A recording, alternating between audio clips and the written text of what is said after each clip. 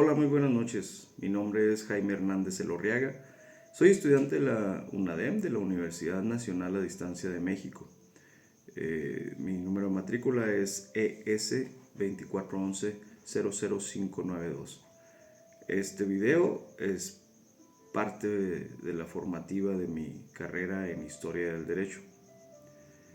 A continuación, daré respuesta a algunas preguntas que se nos formula y que quiero explicar con mis propias palabras. La primera pregunta es: ¿cómo se da el amparo? ¿Cómo nace el amparo en nuestro país? Bueno, es una historia un poquito sui generis, compleja. Esto se da en los 1840, los años de 1840, cuando dentro de aquel movimiento de independencia de Yucatán se independizaba, quería ser independiente al nacimiento de nuestro país, de nuestra república.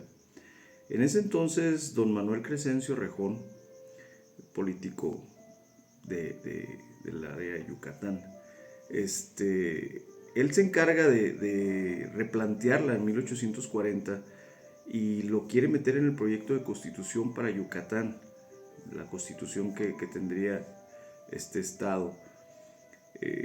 Don Manuel Crescencio Rejón, licenciado, es considerado el padre o mentor del amparo, ya que pues él fue el que lo instituye. Posteriormente, en 1857, el amparo se incluye en la Constitución de los Estados Unidos Mexicanos, esto en el artículo 101, 102, en aquella reforma de 1857.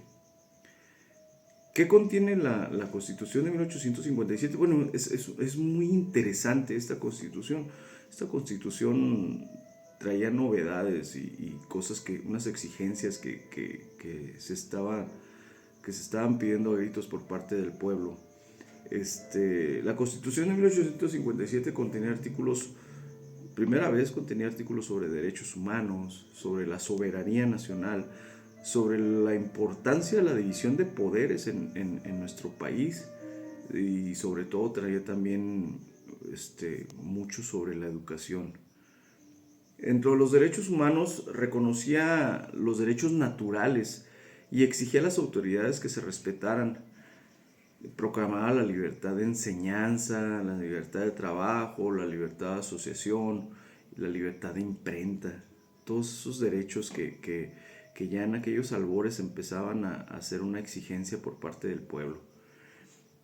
Hablaba también sobre la soberanía nacional. Establecía que el pueblo era la base de las instituciones sociales. O sea, ya ahí le daba al pueblo la importancia que debería tener. Radicaba en el pueblo esa importancia y se centraba cualquier eje de gobierno, se centraba en el pueblo. O sea, el gobierno trabajaba para el pueblo, no era el pueblo para el gobierno. Establecía que la soberanía se ejercía por medio de la elección de las autoridades. Ya hablábamos de elecciones en aquellos inicios. Se tenía que elegir, tenía que hacerse valer la democracia, el poder del pueblo. El pueblo iba a ser quien elegía a sus gobernantes. Eran los inicios de esta democracia de la que hoy gozamos y que muchos creen en riesgo. Hablaba mucho sobre lo que era la educación, proclamaba la libertad de enseñanza, la libertad de trabajo, de asociación, de imprenta, lo mencionaba hace un rato. Un poco sobre la libertad de expresión. Eran unos inicios de aquellos derechos humanos un poco complicados, porque sí estaban en papel, pero ya en facto, ya en la realidad no era tan real. Era muy interesante. La Constitución de 1857 es la base de las reformas que se han venido a dar después, pero fue la base que nos dio legalidad.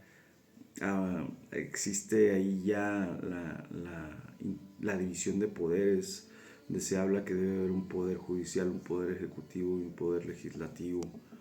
Esa división de poderes que es base de cualquier democracia y de cualquier pueblo que se pueda jactar de vivir en una democracia moderna. Esa división tan sana y donde se crean contrapesos para que no haya un poder único, un poder omnipotente.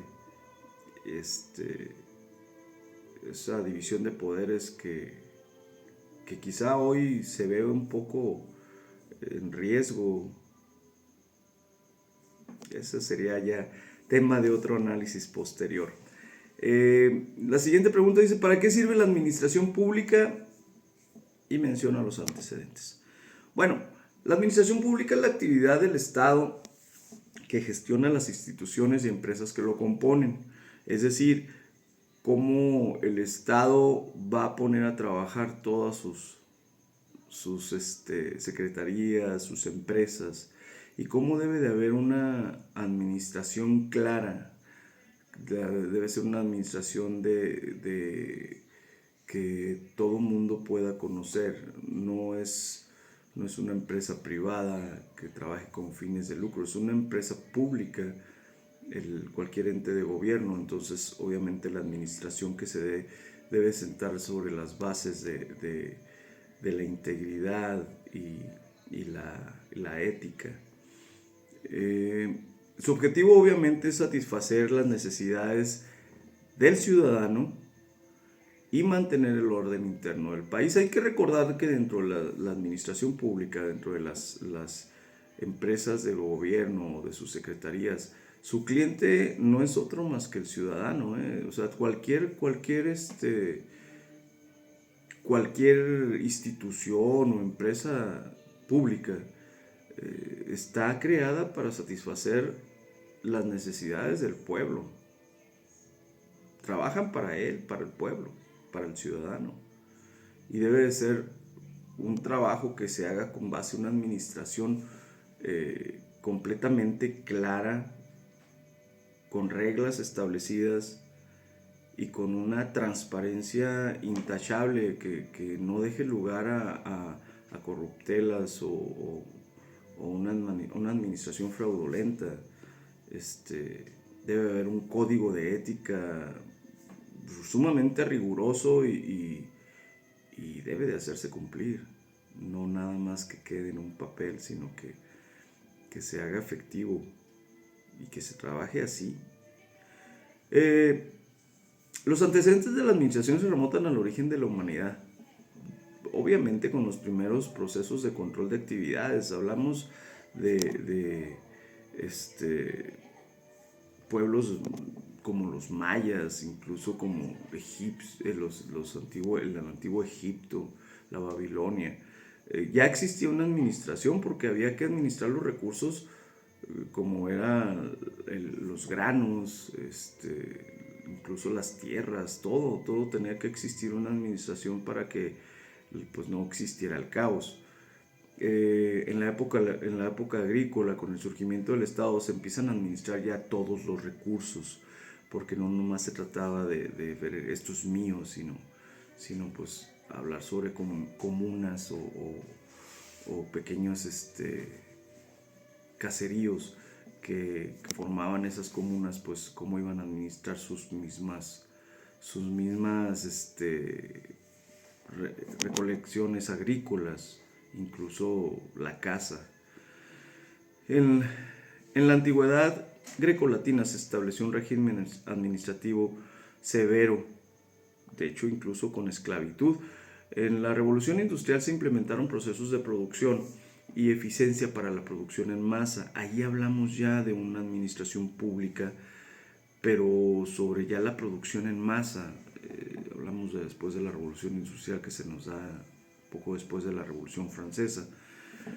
Dentro de los antecedentes de la administración pública en el México antiguo, como les comentaba hace un momento, los aztecas y los mayas tenían una administración judicial, una administración dentro de sus ejércitos, caminos, policías, sistema de educación, obras públicas, todo eso. Ya ellos ya tenían ese concepto de la administración y que todo debía ser precisamente para el bien común del pueblo. La unidad fundamental del Estado azteca era el Calpulli, que significaba Casa Grande o clan, que eran los famosos clanes aztecas. Los antecedentes de la administración pública se remontan a la organización estatal de los antiguos mexicanos. Hablamos a la reforma de 1833 o a la constitución de 1917 o la reforma de 1857. ¿Cuándo fue creada y para qué sirve la legislación civil y mercantil?